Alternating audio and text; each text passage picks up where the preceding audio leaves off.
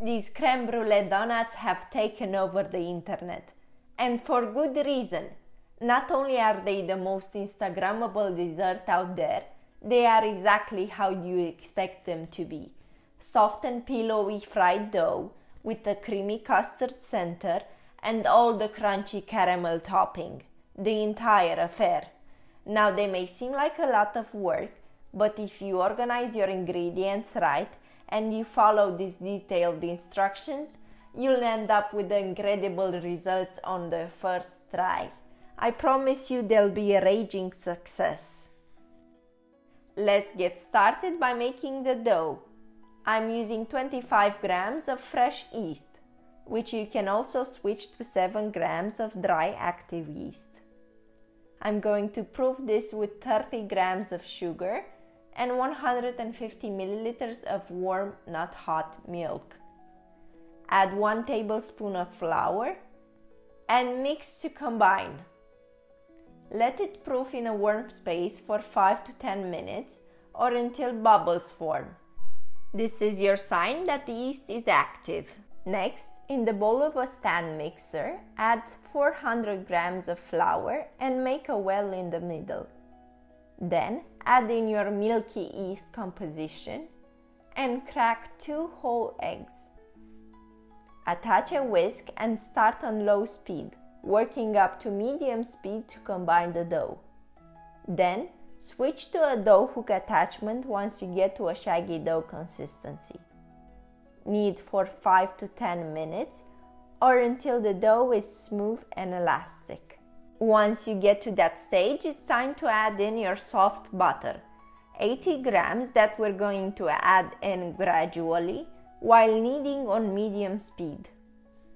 Once all your butter is incorporated, take it out on a lightly floured work surface and roll it into a smooth ball. A perfect way to test your dough for elasticity is lightly pressing on it and seeing it spring right back. Now place your dough in a lightly greased bowl and cover it with a plastic wrap or a damp kitchen towel.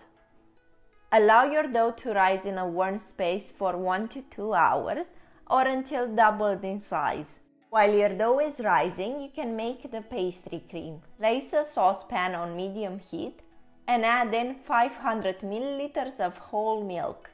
One of the most important ingredients is the vanilla. I recommend using a vanilla pod even if it's a bit more expensive than the other options. It gives it a better flavor. Cut your vanilla in half and using the blade of your knife, scrape out the beans inside. These are the flavor bomb. But don't throw away the pod. We're going to use it to further infuse our milk. Add your vanilla beans and pod to your milk and bring it to a light simmer. Then set aside. In a clean bowl, add in 6 egg yolks, 100 grams of granulated sugar, 20 grams of flour, and 20 grams of cornstarch. Mix well using a whisk until the sugar is mostly dissolved and the eggs turn into a pale yellow color. Now we are going to temper our eggs, adding in 1 ladle of the milk we just heated. Start mixing vigorously so your eggs don't scramble. And slowly incorporate all the milk in.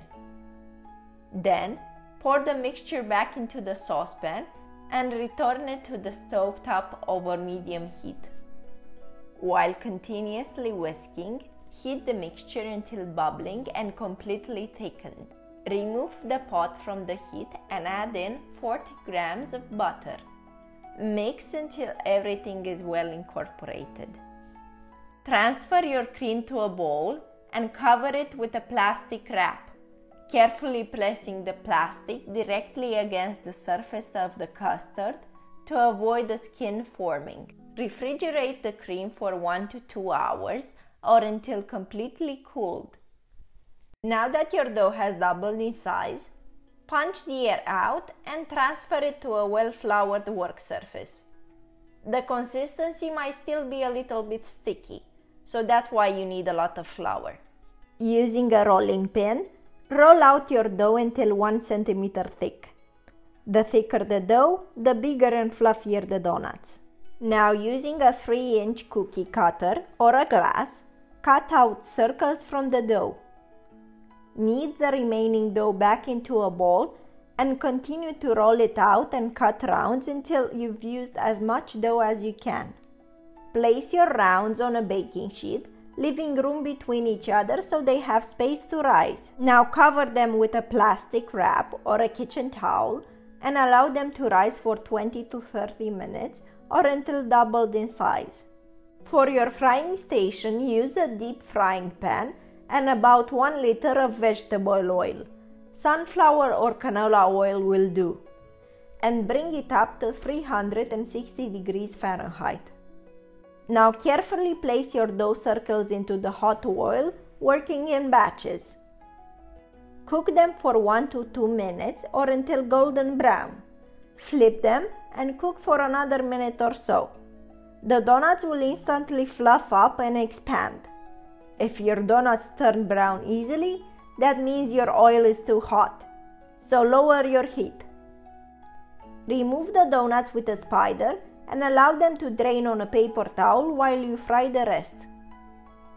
Now the last step is to prepare your caramel. Add 100 grams of sugar and 50 milliliters of water in a small saucepan. Place it over medium heat.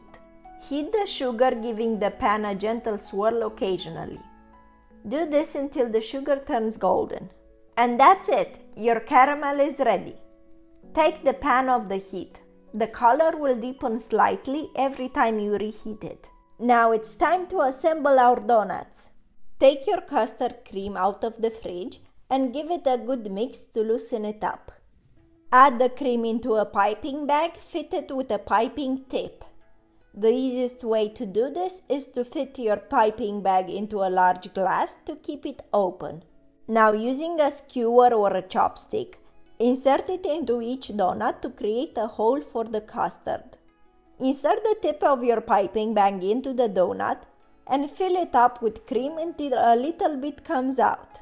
That's how you know it's full. Repeat with the remaining donuts and custard. And don't skim on the cream. You're going to want an extra creamy donut. Working very carefully, dip the top of each donut into the hot caramel. You can wear a glove for extra protection on your hands.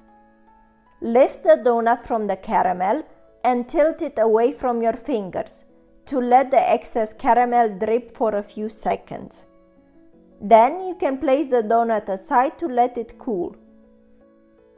Repeat with the remaining donuts. If you find the caramel in the pot is getting too stiff, just return it to the heat. Swirl the pan until the caramel warms up and it becomes runny again. So whether you're trying to step up your dessert game or you just want an aesthetic gourmet donut, this recipe will help you get that picture perfect and yet insanely delicious donut. If you like our recipes, don't forget to subscribe to our channel and hit the notification button.